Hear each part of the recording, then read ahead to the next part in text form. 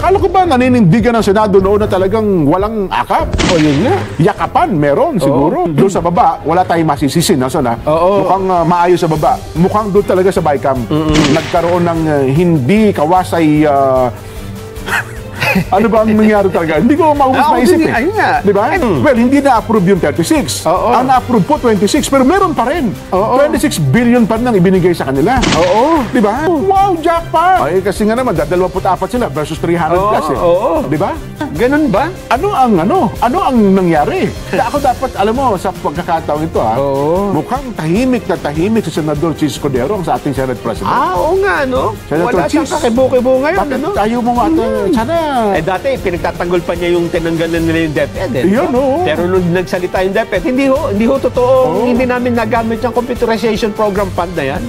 Aywan ko lang, alam mo, sa usapan ngayon, sa likod ng entablado, yung mga miyembro ng BICAM, Nelson, ha? Mukhang ngayon natin nagkakasisihan, ha? Bakit? Nagkakaturuan. Bakit kasi? Kaya parang... Kung lilimi-limiin mo, mayroon talagang maipupunan, Nelson, di ba?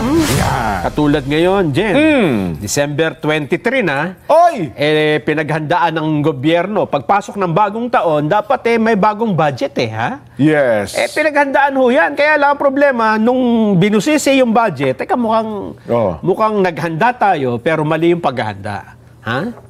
Kabaliktaran ng tinimbang ka, ngunit kulang. Ayan, ito naman tinimbang ka, ngunit sobra sa iba, kulang sa iba. Binawasan pa yung iba. Ayun.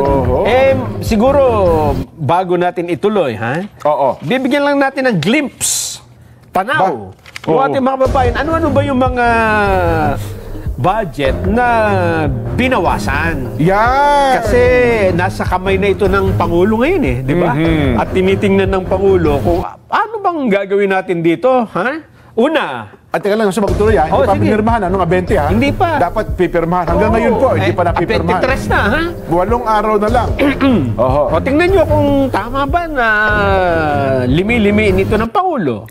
Nangunguna dyan at usap-usapan yung tinanggalan ng 74 billion pesos na subsidy ang PhilHealth. Yan. Sabi nila, teka, meron naman kayong pondo pa na hindi nagamit. Pero ang sabi ng kabilang panig, nasa batas yan na dapat laging may subsidy. Ayun.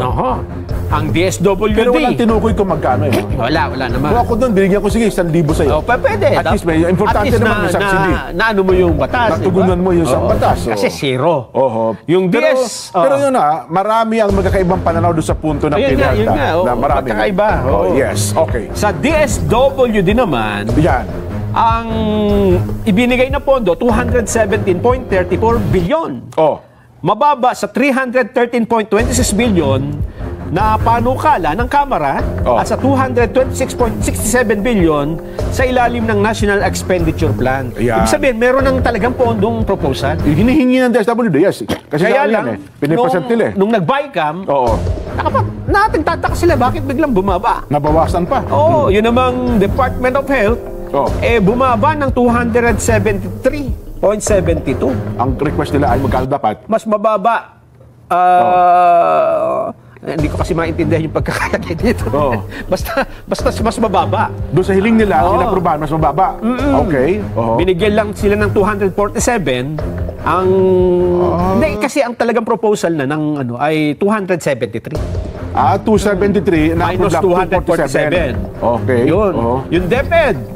Yan, Oo. 737 billion. 737. Naging 748. Dating 748, naging 737. Ayun nga binawas na, 12 billion. Yung 10 billion tungkol sa computerization, etc. Okay. Yung AFP pa lang, laki ng ibinawas. 5 billion ang ibinawas, sa AFP modernization plan. Alam mo, merong ibang mga sumasama ang loob dyan, Alam mo kung bakit? Bakit? Sabi nyo, nakita nyo na niya, binigyan tayo ng 350 subsistence allowance per day, sa mga sundalo. Pero ang ating national budget, binawasan naman ng malaking, ibig sabihin, parang ang umiikot na salita ngayon sa AFP, Nelson, para anya tayong pinrito sa sarili nating mantika. Ewan ko ha. Bakit pinrito? Kasi mantakin mo, binigyan ka ng 350. Oo. Tapos tinanggalan ka ng ilang bilyon. Diba? Okay. Parang ang dating nun, yung ibinigay mo sa amin, kinuha mo. Teka lang, parang kung lilimi-limiin mo, mayroon talagang maipupunan, Son, di ba? Tuwang-tuwa na tayo doon sa sinabi ng iba na, salamat, thank you, 300, magiging 350 na yung kanilang subsistence allowance, di ba? Nadagdagan sila ng 150 ata. Di tuwang-tuwa yung mga sundalo. Pero nung nakita naman yung kanilang hinihinging budget, magkano binawas? Natira, ang binawas, 5 billion eh. Ayun, kita mo. 5 bilyon ang ibinawas sa kanila. Sa modernization plan. Ay, doon nga, di ba?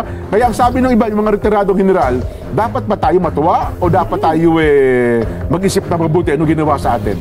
Well, yun lang po naman nagsisirgulong mga kaisipan ng ilang sundalo. Diba?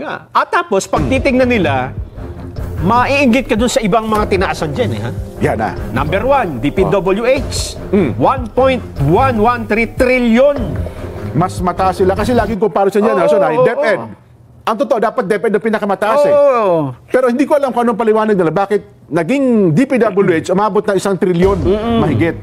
Samantalang ang DepEd, 700 billion lang. Dati namang nasa trillion na yung budget ng DPWH last year. Kaya lang, kalahati lang doon ang nagamit nila. Yun na nga.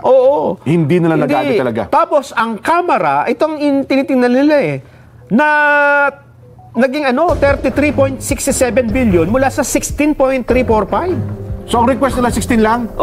Nagdagdagan pa, naging 33? So, almost times 2? Wow, jackpot! Ang Senado, mula sa 12.83, naging 13.93 billion. Naragdagan din. Ng halos 1 billion. Ay, kasi nga naman, 24 sila versus 300 plus Di ba? So, yung dalawa, parang nagkasundo. Sige, sa atin na lang ilagay ang mga ibabawas. Di ba? Kasi parang nagtanggal ka sa iba, pero nilagay mo sa sarili mo. Aywan ko lang. Alam mo, sa usapan ngayon, sa likod ng entablado, yung mga miyembro ng BICAM, Nelson, mukhang ngayon natin nagkakasisihan, Bakit?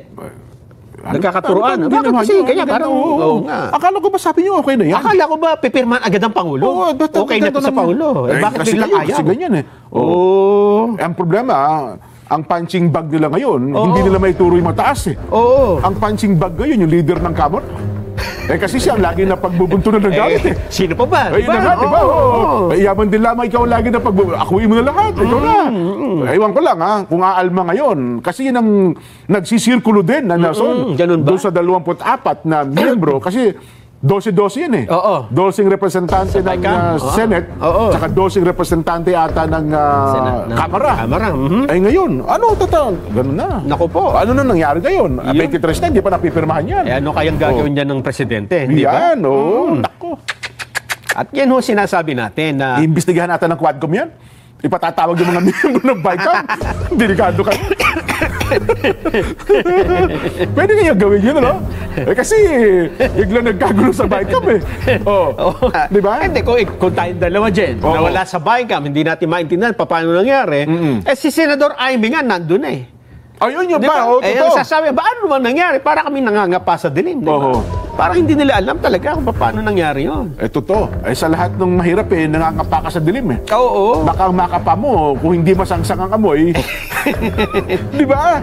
Ako dapat, alam mo, sa pagkakataong ito mukhang tahimik na tahimik si Senador Chis Cordero ang sa ating Senate President. Oo nga, Senator wala siyang kakibo-kibo ngayon, Bakit ayaw mo nga sana? Dati, pinagtatanggol pa niya yung tinanggalan nila yung DepEd. Yun, Pero nung nagsalita yung DepEd, hindi ho totoo. Hindi namin nagamit yung computerization program fund na yan. 91%, 10% talaga yung natitira. Yun na nga. Baka mula nun, nanahimik na sila. Nung nasoplan sa ni Yusek Jennifer, ano ba yun? Sibilia. Yes. Yusek Sibilia. Yun, hindi pala Jennifer Sibilia. Artista yun. Yung basta si Yusek Sibilia, hindi po, ito na ho yan Out of 30 billion ata sa 2 taon, parang natitira, 2 billion na lang ata natitira nilang budget. At sabi nila, utilization rate nila, 90 plus. Ang DepEd pala, ang may pinakamalaking utilization rate, Nelson, di ba? Yes. Kasi hindi mo pwede talaga tipra ng DepEd. Hindi. Diba? At saka talaga, gumagastos yan kasi una, sa mga teacher, yan. at continuous pa lang operational kasi, di ba? Oo. Hindi po pwedeng tipirin yung teacher eh. At saka mga eskwelahan. Hindi katulad ng DICT. Ayan, ako. Isa sa pinakamababang utilization rate. Nasa 30% lamang. Oo. Oo. Patapos na ang taon. At sa lahat, mula no itayo, Nelson, Oo. mula nang itatagpo ang DICT, sino man ang nanguna dyan, Oo. hindi ko po lubos maisip ko paano napakababa po ng inyong utilization rate.